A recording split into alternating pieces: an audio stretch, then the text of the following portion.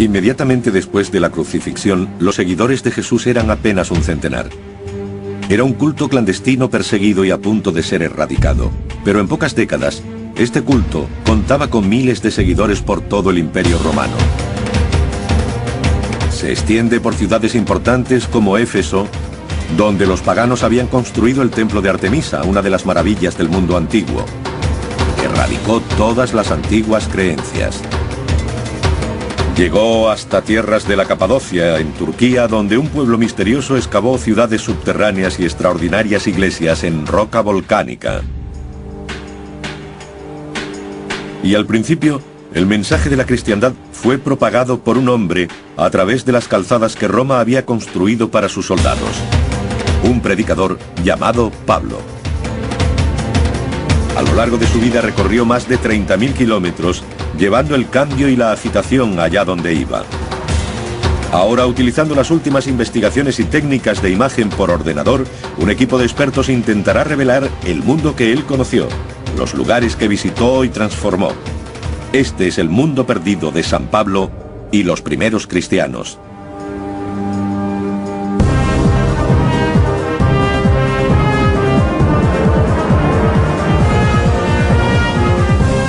Mundos perdidos, los primeros cristianos. Año 36. En la ciudad de Jerusalén, los líderes judíos hacen todo lo posible por aplastar al poderoso nuevo culto, el culto de Cristo. 3 años después de la crucifixión de Jesús, solo viven unos pocos de sus seguidores. Si pueden matarlos a todos, su religión morirá con ellos. Un maestro judío conservador dirige la persecución. Su nombre es Saúl, y se encarga de supervisar personalmente la lapidación de uno de los líderes cristianos. Con el tiempo, este hombre se convertiría en uno de los principales mensajeros de Jesús. Sus escritos suponen más de la mitad del Nuevo Testamento. Muchos piensan que sin él no existiría el cristianismo. Saúl se convirtió en Pablo y cambió nuestro mundo. Ahora nuestros investigadores quieren descubrir el mundo en que vivió él. La historia comienza en el suroeste de Turquía, en Tarso, su ciudad natal. Hoy sigue siendo una ciudad bulliciosa, pero el historiador Mark Wilson quiere encontrar los restos de la ciudad que conoció Pablo y que ayudaron a formar a un personaje extraordinario. Se encuentra en una llanura muy fértil, con mucha agricultura y producción textil. La actual Tarso es una ciudad muy próspera y en auge. Se ha convertido en un lugar de peregrinación cristiana. Esta es la ciudad de Tarso en la que vivió Pablo. Todos los peregrinos la visitan. Se cree que este pozo estaba en uso hace 2000 años y que San Pablo bebía sus aguas. De este pozo se abastecería su familia y por eso mucha gente cree que el agua es sagrada. En los escritos de Pablo hay muy pocas referencias a su ciudad natal, pero otras fuentes revelan un dato impactante y significativo. Hubo un tiempo en que Tarso se alzaba a orillas del Mediterráneo. Desde entonces el mar ha retrocedido varios kilómetros, pero este fue una vez un puerto importante. En el siglo I era una urbe muy bulliciosa, una importante encrucijada y también una célebre ciudad universitaria, la Atenas de Oriente. A poca distancia del pozo de Pablo, surgen pruebas que nos dan nuevas pistas de cómo era la vida en aquella época. Unas obras recientes fueron detenidas cuando los trabajadores encontraron antiguas ruinas enterradas bajo el centro de la ciudad. Examinando el yacimiento, los arqueólogos se dieron cuenta de que se trataba de una hilera de almacenes, un antiguo centro comercial que se remonta al siglo I, la época de Pablo. El corte de la excavación muestra una capa tras otra de objetos. Sucesivas generaciones vivieron aquí. Pero es el descubrimiento de una calle en el fondo de la excavación lo que aporta la mayor pista. Es una vía pavimentada y totalmente recta. Solo una civilización construía así, la romana. El arqueólogo local Nadir Durgun señala otras pruebas de la ocupación romana. Se pueden ver canales de piedras blancas a ambos lados de la calle. Impresionante. Y son visibles las huellas de ruedas en la calzada, las rodadas de carretas y todo tipo de carruajes. Como puerto, Tarso era rica. Eso la convertía en objetivo para los romanos, que la ocuparon durante décadas antes del nacimiento de Pablo. La presencia romana probablemente tuvo una gran influencia en su educación. Esta calle es impresionante porque el joven Pablo probablemente jugó en ella cuando era niño en esta ciudad. Las investigaciones arqueológicas nos permiten recrear el aspecto de la antigua Tarso. Esto era un concurrido centro comercial. Pablo pudo entrar en contacto con gente de diferentes naciones y creencias. Puede que Pablo bajara hasta aquí y comprara verduras o comerciara con productos. Su familia, que se dedicaba a curtir cuero y confeccionar tiendas, probablemente trabajaba en esta zona central de la ciudad. Según la tradición, sus familiares eran artesanos y comerciantes. Con toda seguridad contaban con los medios necesarios para darle una formación privilegiada. Fue educado en la estricta fe judía y recibió el nombre de Saulo. Pero también era ciudadano romano, algo que sería muy ventajoso a lo largo de su vida. Aprendió griego, la antigua lengua internacional de la diplomacia, y se convirtió en miembro de la élite judía ilustrada. Su primer viaje fue a Jerusalén, algo que formaba parte de su educación. Y allí tuvo su primer encuentro con los seguidores de Jesús, un joven y revolucionario predicador cuyo apoyo popular lo convirtió en una gran amenaza para las autoridades. Para Saulo, Jesús era el enemigo. Era tan ferviente que se implicó en la persecución de este nuevo culto a Jesús como el Mesías. No existen pruebas de que Saulo conociera a Jesús, pero sabemos que consideraba blasfemas sus enseñanzas y tras la crucifixión dedicó su vida a perseguir a sus seguidores. Básicamente era un grupo incipiente que se formaba en las diferentes ciudades de Palestina, y Pablo creía que si conseguía matar a los líderes de esas comunidades erradicaría la nueva religión. Este escenario conservador, tradicional y violentamente anticristiano es el que hace de la conversión de Pablo algo sorprendente. El Nuevo Testamento dice que persiguió a un grupo de seguidores de Jesús que habían huido hacia la ciudad de Damasco. En el camino, una cegadora luz lo detuvo. Se dice que se le apareció Jesús y Saulo se arrepintió, convirtiéndose desde ese momento en un mensajero del Evangelio. Su conversión radical en el camino de Damasco fue el comienzo de su propio viaje espiritual.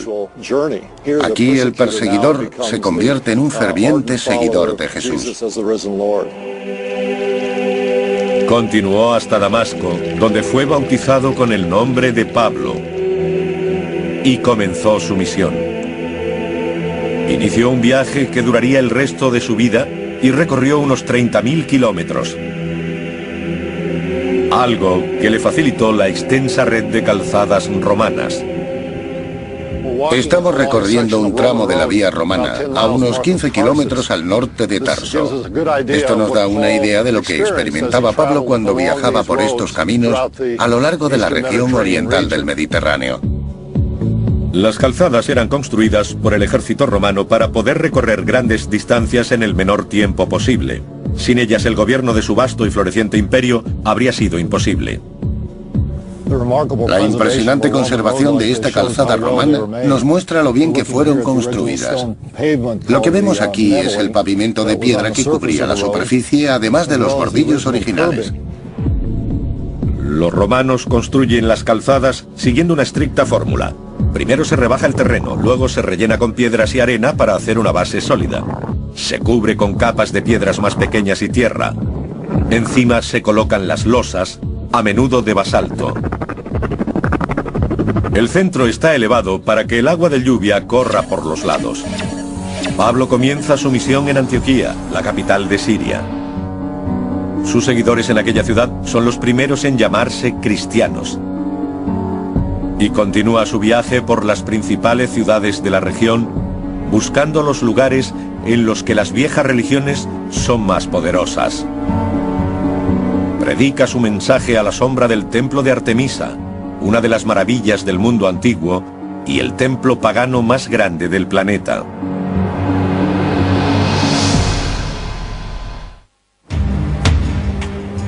En el año 52, Pablo llega a Éfeso, la cuarta ciudad del mundo antiguo. Él es solo uno de los miles de peregrinos que la visitan. La mayoría acude a honrar a Artemisa. Artemisa era la diosa de la caza y protectora de las vírgenes. Y sabemos que durante sus fiestas anuales, las jóvenes solteras podían encontrar esposo. Artemisa era una de las diosas más importantes de la religión greco-romana. Y en esta ciudad tenía un templo equiparable a su estatus. El templo de Artemisa era muy conocido y su imagen se grababa en las monedas que circulaban por la región. Era una de las 7 maravillas del mundo antiguo y en la época de Pablo el mayor de todos los templos. Como imán para los peregrinos paganos, tuvo un papel principal en el plan de Pablo. Éfeso se convirtió en una base maravillosa para él, porque utilizó el templo de Artemisa en beneficio propio. Mucha gente acudía a la ciudad para participar en las festividades, por lo que tenían más público al que predicar el Evangelio. Nuestros investigadores reconstruirán el templo de Artemisa tal como lo veía Pablo. Las pruebas sugieren que la gente de Éfeso utilizó unas técnicas de construcción revolucionarias. Pero todo lo que queda hoy son unos cuantos bloques de mármol recuperados de 6 metros de cieno. Levantar este templo supuso una tarea monumental. No solo había que construirlo, sino averiguar cómo. Nunca habían hecho algo parecido. En su deseo de honrar a la diosa, los constructores del templo se impusieron una tarea retadora. Tomaron la decisión de hacerlo por entero de mármol. Y la cantera más cercana se encontraba a unos 13 kilómetros. Los bloques tenían que ser transportados hasta la obra. El arqueólogo Julian Bennett intenta descubrir cómo se hizo. Cuadrillas de hombres trabajaban con martillos y cinceles para crear una estrecha depresión de unos 15 centímetros de ancho. Aún puede verse aquí. Y una vez que abrían el canal hasta el nivel del bloque que querían, golpeaban desde los lados con cuñas metálicas para extraerlo. Se calcula que necesitaron unas 51.000 toneladas de mármol. Los efesios encargaron del trabajo a sus esclavos y delincuentes. El castigo común por un delito era ser enviado a las canteras. Aquí la esperanza de vida no era demasiado larga. Una vez que extraían los bloques, tenían que transportarlos al lugar de la construcción. En el siglo XXI se cuenta con maquinaria pesada. A pocos cientos de metros de la antigua cantera aún se extrae mármol gris. El bloque medio es de 13 toneladas, aproximadamente el mismo tamaño de los utilizados en el templo de Artemisa. Hoy las máquinas hacen que parezca muy sencillo, pero cuando se construyó el templo, todo era a base de la mano de obra. No obstante, los arquitectos utilizaron su ingenio para acelerar el proceso. Idearon un método que les permitía trasladar las piedras de un modo más efectivo que el de los egipcios. Convirtieron los bloques cuadrados en ruedas mediante un forro de madera para que pudieran rodar fácilmente los 13 kilómetros hasta la ciudad. Resuelta la cuestión de los materiales, se dispusieron a construir uno de los templos más grandes del mundo. En su apogeo atraería a más peregrinos que el templo judío de Jerusalén. Actualmente el lugar en el que se alzaba es una marisma. Cuesta imaginar por qué se erigió un templo tan grande en este lugar, un terreno que ningún constructor moderno querría. El historiador romano Plinio sostiene que el terreno pantanoso fue elegido por precaución ante los frecuentes terremotos, ya que amortiguaría los temblores. Otra teoría es que un meteorito cayó en este lugar. Los antiguos pensaron que era un mensaje de Dios y levantaron el templo a su alrededor. De cualquier modo, el lugar supuso un gran problema para los constructores. ¿Cómo levantar lo que sería una de las maravillas del mundo en un pantano? Empezaron creando una base seca, apisonando una capa de carbón y cubriéndola con lana de oveja para evitar la subida del agua. Sobre ellas se colocaron bloques de pizarra. El suelo de pizarra y mármol alcanzó 2,5 metros de altura para que quedara por encima del nivel del agua. Abarcaba una superficie de 77 metros de ancha por 130 de larga. Esta robusta plataforma soportaba un bosque de columnas. Esta tiene 13 metros de altura, pero Plinio revela que las originales medían 18 metros, el equivalente a 6 pisos. Para una tarea tan ambiciosa, los arquitectos utilizaron andamios. Montaron las columnas ensamblando tambores de más de 8 toneladas de peso. Cada columna tenía unos 30 tambores, y una vez montada, se labraba el fuste a cincel y martillo. Esta operación se repitió 127 veces. Entre las ruinas, Adrian Marshall ha encontrado pruebas de cómo construyeron el techo del templo. Una vez levantadas las columnas, tenían que colocar los dinteles, que son los bloques de piedra que se ponen encima de ellas. De nuevo, Plinio nos cuenta cómo fueron colocadas. La precisión era crucial. Lo que hacían era levantar una rampa de sacos de arena hasta la parte superior de las columnas y situaban los dinteles encima. Luego perforaban los sacos para que saliera la arena lentamente y pudieran asentar los dinteles. Hay que pensar que usaban cemento y debían encajar exactamente. Llevó 120 años terminar el templo. Ahora podemos dar vida a esta increíble construcción del mundo perdido de San Pablo. Un impresionante centro de una gran actividad, toda centrada en el culto a la diosa. Una abertura en el techo bañaba de luz su estatua.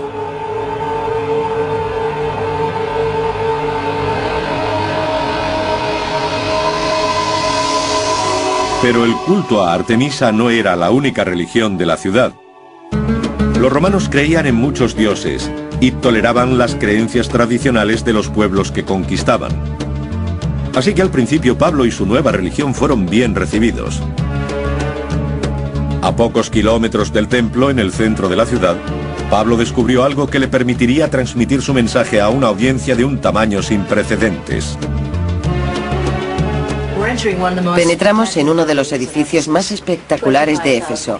25.000 personas acudían a este lugar para juegos y manifestaciones. San Pablo estuvo aquí. El teatro, también construido con mármol blanco, atravesaba un momento de expansión cuando Pablo se encontraba en la ciudad. Con 140 metros de ancho y 66 filas de asientos, fue una vez el mayor teatro del país. Pablo habría venido aquí para dirigirse a uno de los públicos más numerosos de su vida. Este era el teatro perfecto. Tenía capacidad para 25.000 personas y su acústica permitía un impacto espectacular. La soberbia acústica se debe al diseño de las gradas.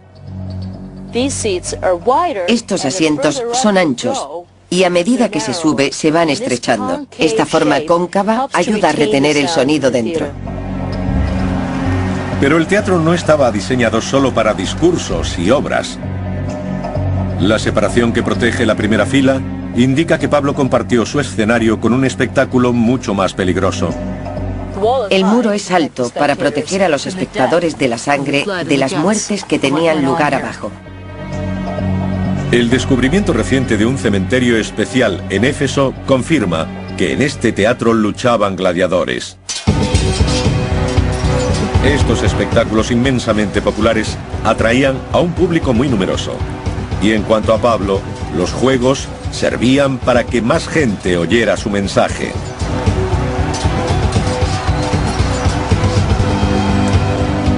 Lo que diferenciaba a San Pablo de otros discípulos de Jesús es que no solo se dirigía a los judíos, intentaba convertir a gente de todas las religiones.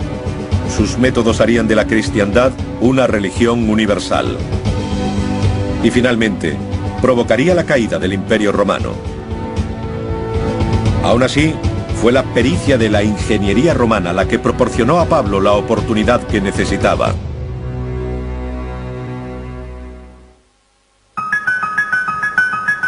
San Pablo vivió y predicó en la ciudad de Éfeso, parte de la actual Turquía, durante 2 años y medio.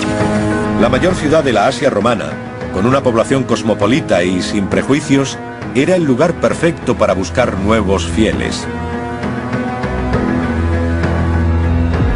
El arqueólogo Julian Bennett ha descubierto que la forma que tenían los romanos de construir sus ciudades dio a Pablo una oportunidad única de atraer a un gran número de personas al cristianismo. Pero también ha descubierto que esta ciudad estaba interesada en actividades más mundanas que la tecnología o una nueva religión. Toda ciudad romana tenía un burdel. Era algo muy común en su estilo de vida. Pablo se encuentra en una urbe famosa por sus placeres. Era una sociedad dominada por los hombres, en la que un joven no pensaba en casarse hasta rondar los 30 años. Y en Éfeso, una ciudad portuaria, debía haber varios burdeles. Justo en el centro, los primeros arqueólogos encontraron un extraño indicador. Representaba un pie y un corazón. Cuando este edificio fue excavado en el siglo XIX, se encontraron una serie de lámparas de aceite con escenas de arte erótico e inscripciones que hacían referencia a los jóvenes. Por ello, los excavadores llegaron a la conclusión de que era el burdel principal de Éfeso, que ocupaba un lugar destacado. La prostitución era una importante fuente de ingresos para la administración romana. Incluso sabemos que las prostitutas pagaban un impuesto mensual a la ciudad y al gobierno, equivalente a un acto sexual. Pero no solo se trataba de placer. El principal reto de los administradores de la ciudad era proporcionar los servicios básicos a más de 200.000 personas. El más importante era el agua corriente. El abastecimiento de la ciudad se encontraba a 13 kilómetros en el valle de Marnas. Canalizar el agua hasta Éfeso supuso un extraordinario logro de ingeniería. Aquí lo tenemos. Este es el acueducto romano de Éfeso, construido hace unos 2000 años, antes de que San Pablo visitara la ciudad. Pero se encuentra en excelentes condiciones. Un acueducto de este tamaño necesitaba unos recursos que la ciudad no podía pagar. Pero dio a los políticos la oportunidad de ganarse el favor de las masas. Están grabados los nombres de Gaius Sextius Polio, el de su esposa y el de su hijo. Para el pueblo de Éfeso, sua pecunia fecundum curabit. Lo hemos pagado de nuestro bolsillo.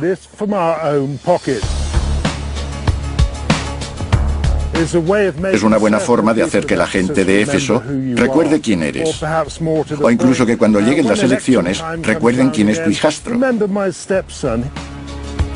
Cualquiera que fuese el motivo, las personas que pagaron proyectos como este hicieron un gran servicio a la ciudad. El acueducto de Polio llevaba el agua hasta Éfeso, donde entraba en una gran cisterna. Este es el tipo de cosas que buscamos cuando seguimos un acueducto. Están repletas de carbonato cálcico. Es calcio disuelto en el agua que bajaba, procedente de las colinas de piedra caliza, y entraba en la ciudad por esta construcción. Aquí se ha desprendido una parte, y si consigo levantar esto, veremos a un lado un reborde y al otro un hueco.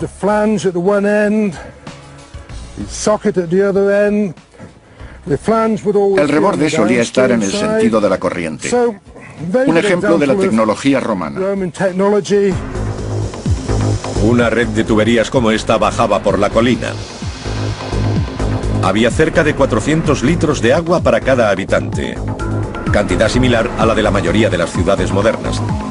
Pablo y muchos otros ciudadanos recogían el agua en fuentes públicas, pero algunos edificios tenían abastecimiento directo. Uno de ellos era los baños. Los baños romanos eran el centro neurálgico de la vida social de la ciudad. Aquí los efesios discutían sobre política, filosofía y las ideas religiosas de Pablo. Así se extendió el cristianismo y fue en lugares como este donde el mensaje de Pablo empezó a llegar al gran público. Las casas de baño eran lugares equipados por lo que entonces se consideraba alta tecnología, incluyendo un sistema de calefacción bajo el suelo llamado hipocausto. Tenemos mucha suerte porque en este lugar existe un tramo muy bien conservado del típico sistema de hipocausto. Aquí podemos ver los pilares que soportan el suelo principal. Una gruesa capa rosada de yeso romano, conocido como opus ignatum, que mantenía el calor.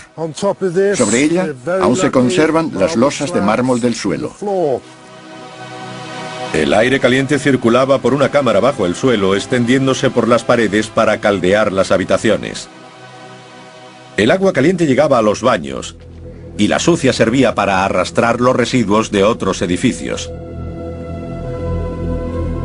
Justo al lado se encuentra una de las instalaciones más importantes de toda gran ciudad romana.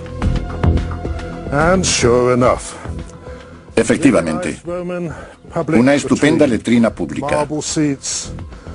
Asientos de mármol, agradables y frescos para el verano. Puede que no tanto en invierno. Uno se sentaba aquí junto a otra persona y hablaba del tiempo, los juegos de gladiadores y la vida diaria. Enfrente hay una especie de abrevadero, ya que los romanos no utilizaban papel higiénico. Cada persona tenía una esponja personal clavada en un palo, que mojaba en el agua y se limpiaba así. Nuestras pruebas proceden de una fuente inusual. Nos cuentan que un gladiador, en vez de enfrentarse a su oponente, decidió suicidarse. Así que se dirigió a la letrina, agarró una esponja y se la metió en la garganta hasta asfixiarse. Por eso conocemos el uso de las esponjas. Mientras que Pablo habría utilizado estos servicios públicos, las clases altas se permitían tenerlos en casa. Actualmente los restos de estas lujosas mansiones están protegidos en entornos de clima controlado. Probablemente, San Pablo vio cómo eran construidas y amuebladas con mármoles exóticos traídos de todos los rincones del imperio para demostrar la riqueza de sus propietarios. Cada casa tenía un baño privado abastecido constantemente por el caudal del acueducto. Esta es una letrina privada de gran calidad. Sabemos que al menos en Roma, y suponemos que en Éfeso, tenían tuberías de diferente calibre y calculaban los impuestos a pagar según él. Así que tener un retrete privado como este era un símbolo de estatus. Las casas más ricas de la ciudad incluso podían permitirse una forma primitiva de aire acondicionado, paredes de agua. El agua era necesaria para sobrevivir, para lavarse, para cocinar, pero también ayudaba a mantener el aire fresco. Así que debía ser un verdadero placer contar con este sistema, sobre todo en verano. La clase alta efesia disfrutaba de una gran calidad de vida, y de repente Pablo amenazaba con perturbarla. No solo minaba sus creencias paganas, sino que con ello dañaba el comercio más importante de la ciudad. La religión era el gran negocio de Éfeso. Su mercado abastecía a los peregrinos que llegaban al templo. Estatuillas de plata de la diosa Artemisa se vendían como amuleto y reportaban grandes ingresos.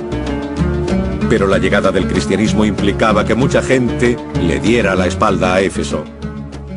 25.000 personas se reunieron en el gran teatro para escuchar a un orfebre llamado Demetrius.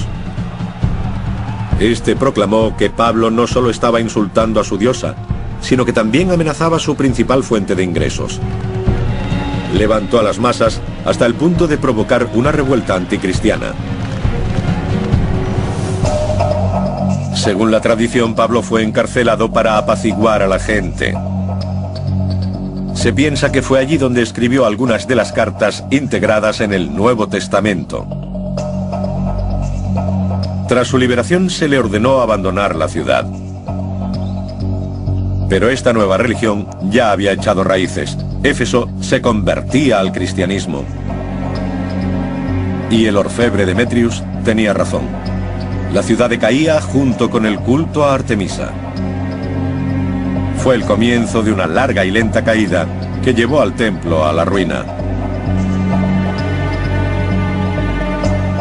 Pablo siguió su viaje.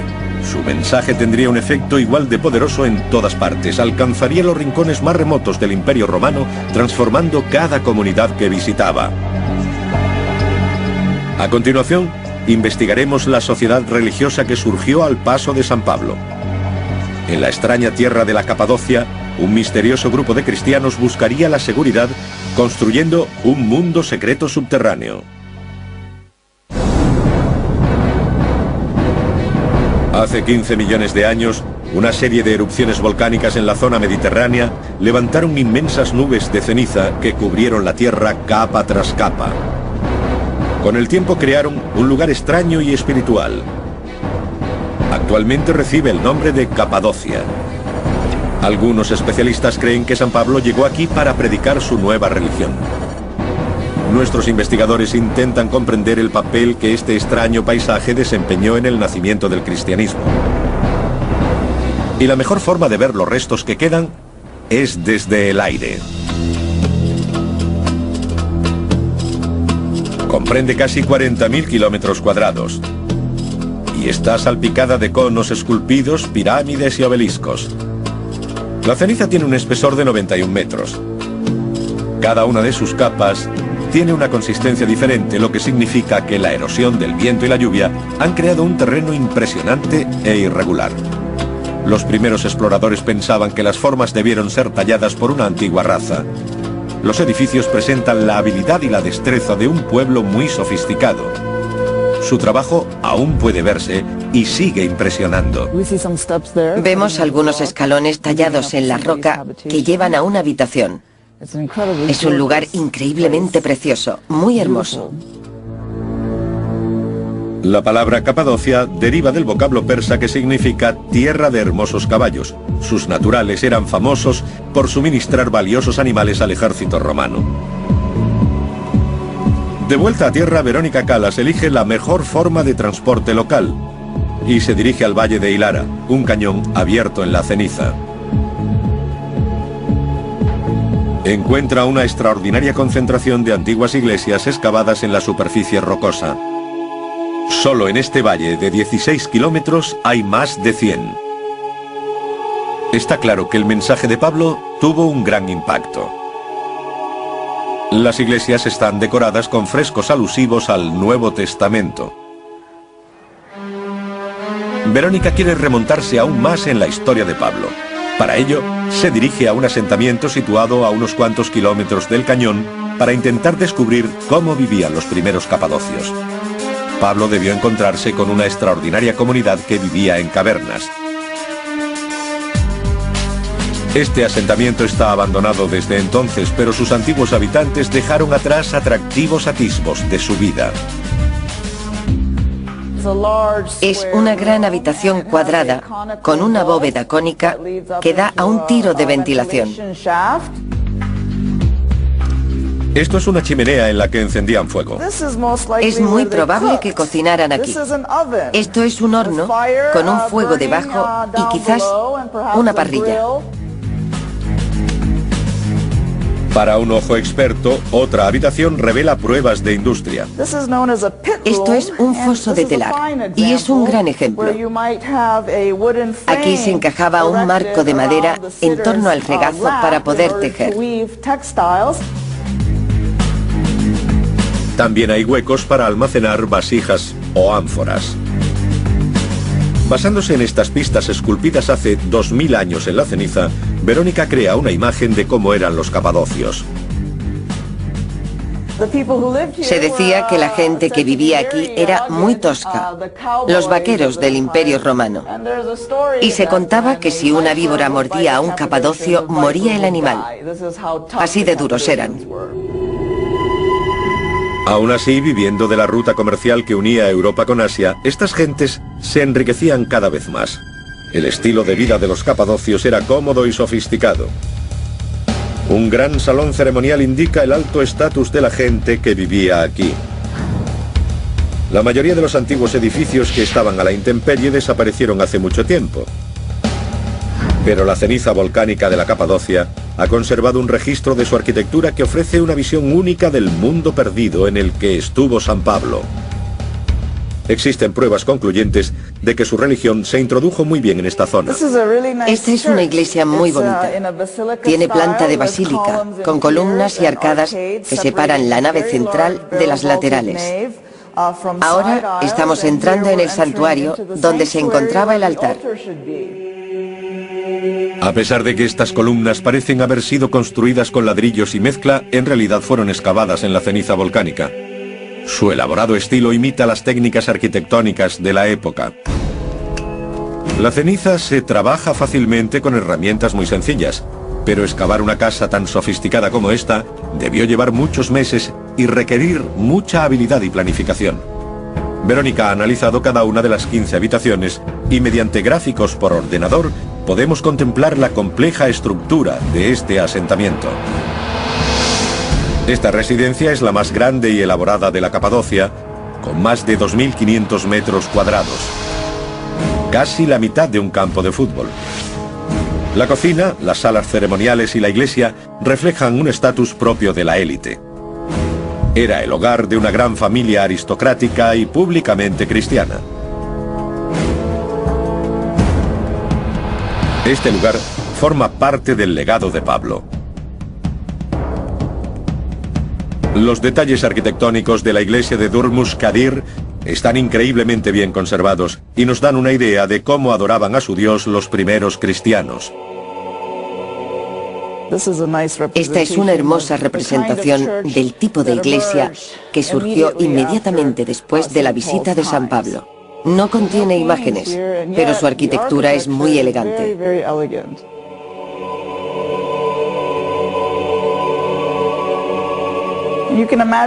Es fácil imaginar lo increíble que tuvo que ser este lugar entre los siglos IV y VI.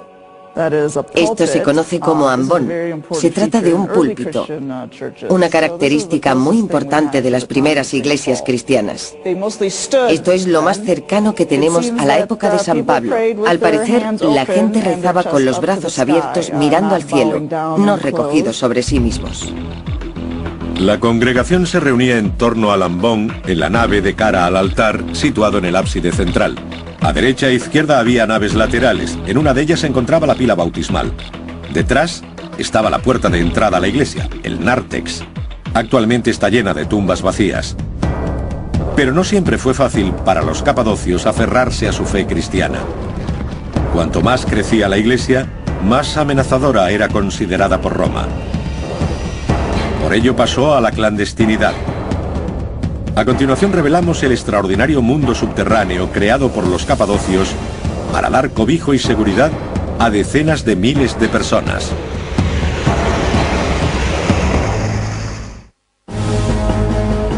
Durante 30 años Pablo recorrió el mundo romano propagando el mensaje del cristianismo. Su viaje entró en su fase final en Jerusalén. Hacia el año 60 fue detenido por quebrantar la ley judía. Se enfrentaba a la pena de muerte, pero ejerció su derecho como ciudadano romano de ir a juicio en la propia Roma. Fue un paso arriesgado. El emperador Nerón veía a los cristianos como una amenaza. A mediados de los años 60, la situación de los cristianos en Roma era bastante precaria. Los romanos reconocían que no era una secta del judaísmo, sino una religión independiente. Cuando la ciudad ardió destruyendo cientos de edificios, Nerón necesitó a alguien a quien culpar. Tras el incendio de Roma del año 64, Nerón buscó un chivo expiatorio y acusó a los cristianos, lo que llevó a su persecución. Pablo era un conocido líder cristiano. Según la tradición, Nerón lo señaló a él y ordenó su decapitación. Pero no pudo erradicar el mensaje de Pablo. La fe cristiana había arraigado en las tierras en las que había predicado, y poco a poco, con el paso de los siglos, el cristianismo llegó a gobernar el Imperio Romano. En el año 313, el emperador Constantino se convirtió al cristianismo. Los dioses paganos se eliminaron, sus templos fueron destruidos y sustituidos por las primeras iglesias cristianas. Aún así, esa era dorada duró poco.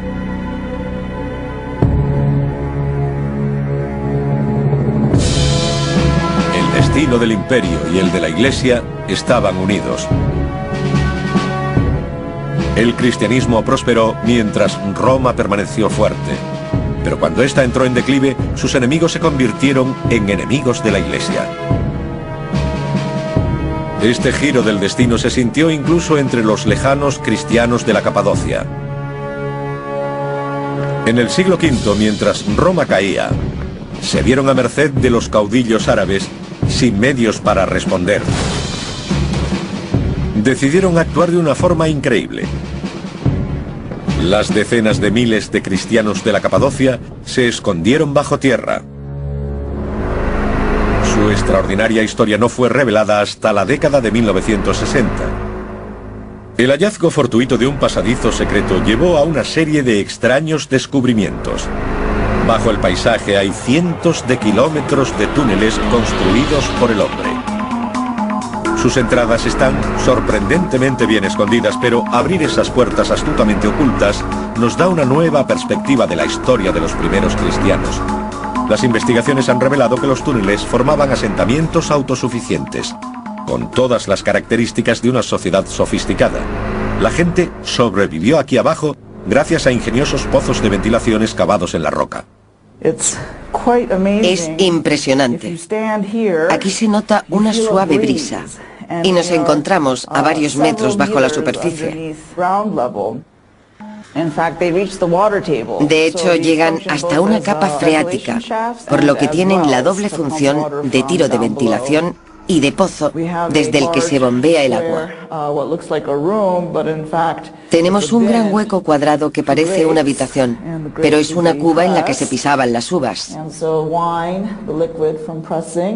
El caldo resultante pasaba por aquí y se depositaba en este hueco.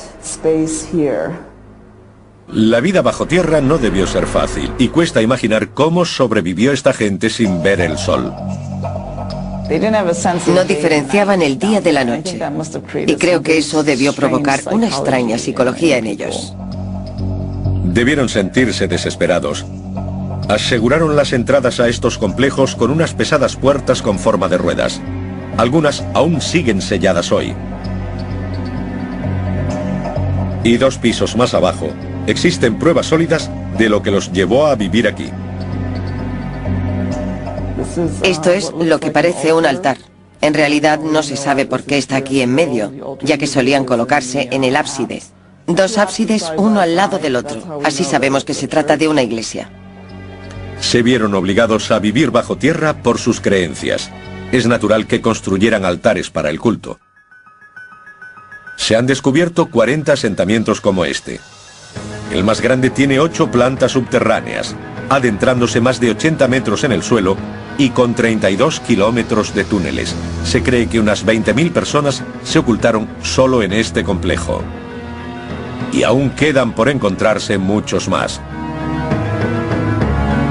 La paz tardaría otros 5 siglos en regresar a esta región. Durante 300 años, los cristianos utilizaron estos túneles y pasaron muchas dificultades para conservar su fe. Esa fe era el legado de San Pablo. Muchos consideran a Pablo el fundador del cristianismo, pero el mensaje que proclamaba era el del propio Jesús. Escribió la mitad del Nuevo Testamento. Se le atribuyen 13 de sus libros. Fundó iglesias desde Antioquía hasta Roma, que posteriormente se convirtieron en la base del cristianismo. San Pablo pasó su vida viajando por las ciudades del mundo antiguo, desafiando al poderoso imperio romano. Cuando empezó, el cristianismo era una religión en peligro de extinción. Pero a través del esfuerzo de este hombre, no solo sobrevivió, sino que prosperó, convirtiéndose en una de las religiones más importantes del mundo.